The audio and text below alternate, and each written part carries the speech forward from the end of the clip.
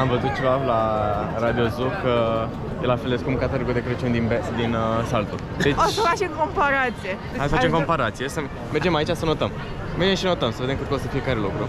Hai. Deci suntem aici la vin fiert. E 10 lei. 10 lei un par de vin fiert. Deci nu e chiar așa de scump. Nu știu că Salzburg au vin fiert. Păi trebuie să aibă, gen târgul de Crăciun fără vin fiert, nu știu cum să zic, dar e boring.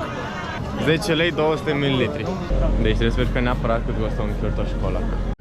Deci am ajuns aici la un loc unde vine chiurtoș-colac și un colac se cuiesc la 170 de grame 10 lei, la 340 de grame 20 de lei. Deci notăm, da? S-a auzit.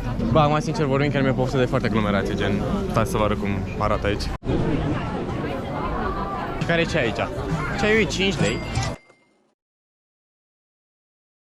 Deci suntem în Budapesta, la târgul de Crăciun acum și trebuie să facem o comparație iar. Tot ce pot să spun e că e foarte scump. Deci ieri am dat pe o langoșă 65 de lei.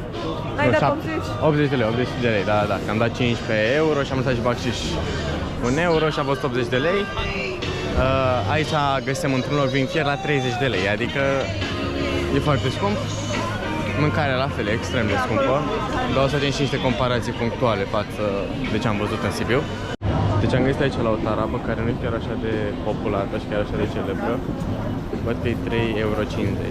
Deci 18 lei și are 3 decilitri, adică 300 ml. Deci, da, undeva cam tot pe același preț cu cele din Sibiu, tot puțin mai scump. Dar o zicem la mâncare imediat, costă că acolo prețurile sunt ouă. Și din ce am văzut ieri, un chiurtoș-colac variază între 20-40 de lei în funcție de dimensiune și arame. Adică exact dublu cât e la Sibiu. Deci suntem aici în târgul de Crăciun, unul dintre târgurile de Crăciun din sală. Aici fiecare târg are o tematică specială, adică celălalt era cu niște globuri și era din lemn. Aici totul e acoperit cu brad, văd, nu știu dacă e natural, cred că cel mai probabil artificial. Dar fiecare târg are o tematică și vom vedea în continuare și prețuri. Am luat acum, am găsit vin fiert. Deci aici vinul fiert nu este foarte comun, toată lumea bea bere și cafea din ce văd. Deci nu vezi pe nimeni de cu vin fiert, asta e faza. Asta e faza, gen. Și nici măcar acolo nu scria că au vin fiert. Un vin fiert a fost 4,50 euro, dar partea proastă este că are 0,2 litri, adică 200 ml, ceea ce îl face cel mai scump vin fiert din întreaga Europa pe care l-am băut.